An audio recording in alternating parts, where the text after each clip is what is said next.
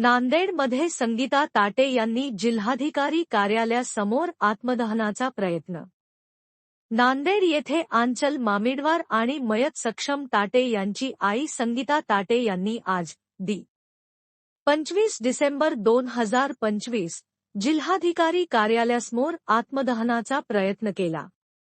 या घटनेमुळे प्रशासनिक कार्यालयासमोर तणावाचे वातावरण निर्माण झाले असून मोठ्या प्रमाणावर नागरिकांची गर्दी जमा झाली।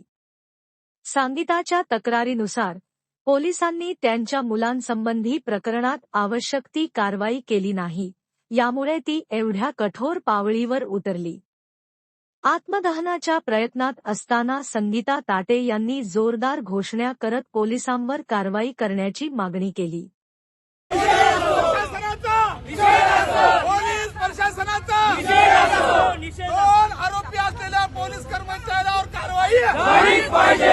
आरोपी असलेल्या दोन पोलीस कर्मचाऱ्यावर कारवाई झालीच पाहिजे।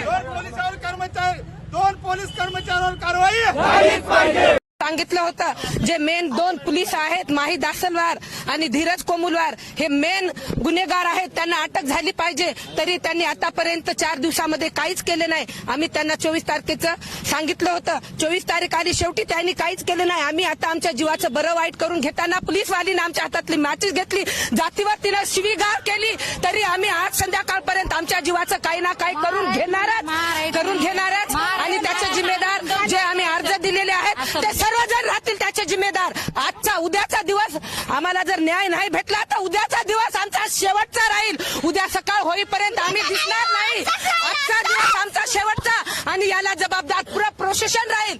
जे कोणीच आमच्यावर आक्षेप घेत नाहीत ते सर्वजण जिम्मेदार राहतील।